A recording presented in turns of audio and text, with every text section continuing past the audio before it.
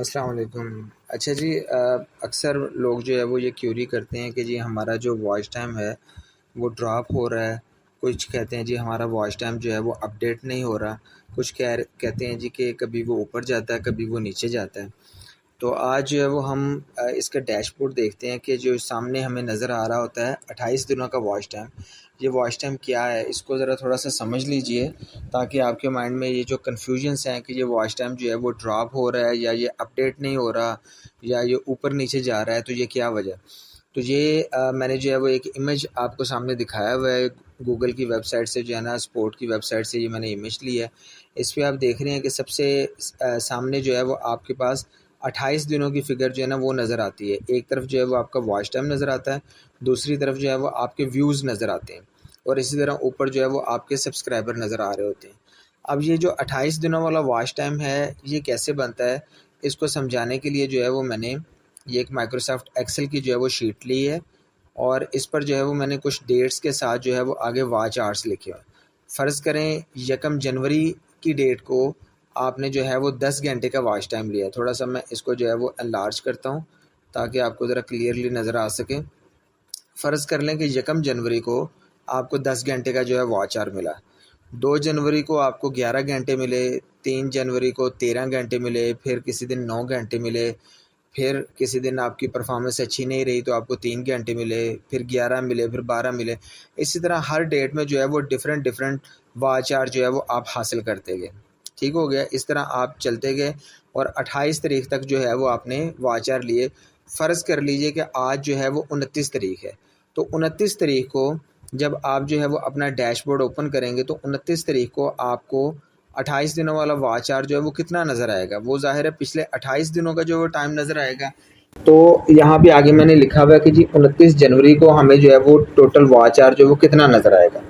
अब मैं इनका जो है वो सम करता हूँ कि 1 जनवरी से लेके 28 जनवरी तक कितना सम बनता है। तो ये सम बनता है 316 घंटे। तो 29 जनवरी को जब आप जो है वो अपने डैशबोर्ड पे देखेंगे तो आपको 316 घंटे जो है वो नज़र आएगा। वो जो 28 दिनों वाली स्क्रीन है ना, वो आपको कितनी नज़र आएगी, 316 घंटे वहाँ पे नज़र आएगा। अब उससे अगले दिन पे आप आ गए हैं, अब आप आ गए हैं 30 जनवरी को।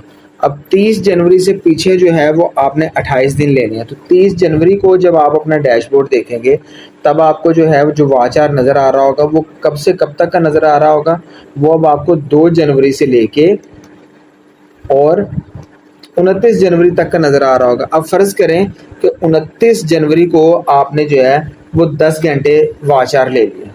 अब आप 30 जनवरी पे खड़े हैं, ठीक है।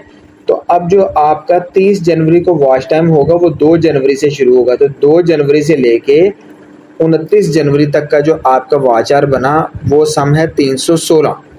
यानी ये नोट करें कि जब आप जो है वो 29 जनवरी पे खड़े थे, 29 जनवरी को जब आप अपने डैशबोर्ड देख रहे थे तो आपके सामने जो वॉच आवर आ रहा था वो कब से कब तक का आ रहा था, वो 1 जनवरी से 28 जनवरी का आ रहा था। अब जब आप जो है वो आ गए हैं 30 जनवरी को, तो अब आपके सामने जो 28 दिनों का वॉच आवर आएगा वो 29 जनवरी से लेके 2 जनवरी से 29 जनवरी तक का होगा। यानी 1 जनवरी का उसमें से निकल गया, यानी वो आपका ड्रॉप नहीं हुआ, सिर्फ वो जो आपके सामने फिगर नज़र आ रही है ना उस फिगर के अंदर वो शामिल नहीं है। वो आप ये ना समझें कि वो ड्रॉप हुआ, वो ड्रॉप नहीं हुआ, वो मौजूद है आपके जो है वो हिसाब किताब में।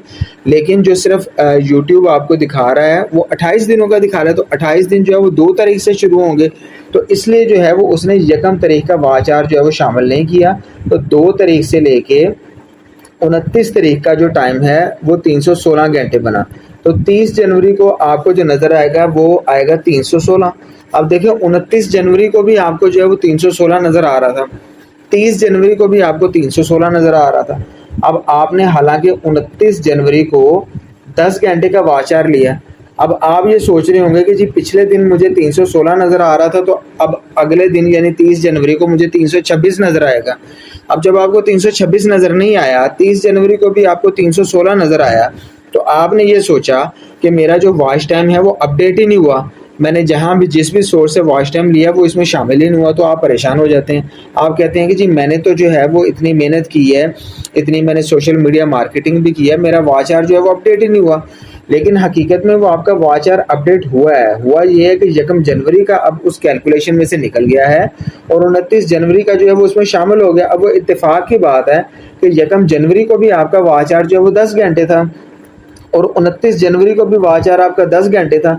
तो वो 10 घंटे जो है वो पीछे से निकल गए और 10 घंटे अगले शामिल हो गए, तो इसलिए टोटल में जो है वो कोई फ़र्क नहीं पड़ा, तो आपको उतना ही नज़र आया। तो आप ये ना समझे कि मेरा वॉच आवर अपडेट नहीं हुआ, वो वॉच आवर अपडेट हुआ है, सिर्फ एक दिन जो है वो कैलकुलेशन में पीछे से निकल गया और अगला दिन जो है वो कैलकुलेशन में शामिल हो गया। अब फ़र्ज़ करो उससे अगला दिन आ जाता है, 31 जनवरी आ जाता है। अब आपने जो है वो 30 जनवरी को भी मेहनत की है। अब फ़र्ज़ करें कि 30 जनवरी को जो है वो आप ज़्यादा वॉच आवर गेन नहीं कर सके और आपने जो है वो सिर्फ 5 घंटे जो है वो वॉच आवर लिए, ठीक है। तो अब 31 जनवरी पे आप खड़े हैं। 31 जनवरी को जब आप अपना डैशबोर्ड देखेंगे तो 31 जनवरी वाले दिन आपको कौन सी फ़िगर नज़र आ रही होगी? आपको जो है फ़िगर नज़र आ रही होगी 3 जनवरी से लेके 30 जनवरी तक। 3 जनवरी से 30 जनवरी तक आपके 28 दिन बनते हैं। तो 3 जनवरी से लेके 30 जनवरी तक जो आपका वॉच आवर है उसका टोटल बना है 310। तो 31 जनवरी को जो आपको यहाँ पे डैशबोर्ड पे नज़र आएगा वो आएगा 310। अब 310 की फिगर जब आप देखेंगे तो आप सोचेंगे कि मेरा वॉच आवर ड्रॉप हो गया, मेरा जी कल 316 आ रहा था, आज मेरा 310 हो गया। लेकिन एक्चुअली वो ड्रॉप नहीं हुआ।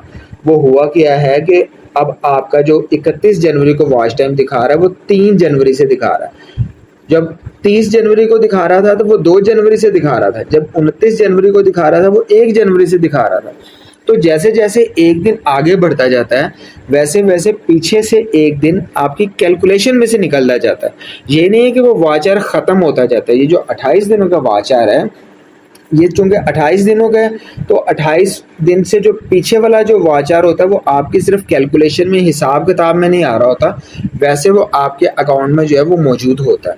तो जब आप जो है वो 31 जनवरी को वॉच आवर देखेंगे तो आपको 310 मिलेगा, तो आप समझेंगे कि जी मेरा वॉच आवर ड्रॉप हो गया। तो एक्चुअली वो वॉच आवर जो है वो ड्रॉप नहीं हुआ होता, बल्कि वो आपका एक दिन जो है ना वो आगे हो गया होता है। इसी तरह फ़र्ज़ कर लीजिए, एक मिसाल और ले लेते हैं कि 31 जनवरी वाले दिन जो है वो आपने और बहुत ज़्यादा मेहनत की, आपको बड़े अच्छे व्यूज़ मिले और आपने जो है वो वॉच टाइम ले लिया 20 घंटे, ठीक है। अब आप अगली डेट आ गई है 1 फरवरी। अब 1 फरवरी को आपका वॉच टाइम जो है वो कितना होगा, यहाँ पे मैं डेट मेंशन कर देता हूँ। अब 1 फरवरी को जो वॉच टाइम होगा वो कब से कब तक का होगा?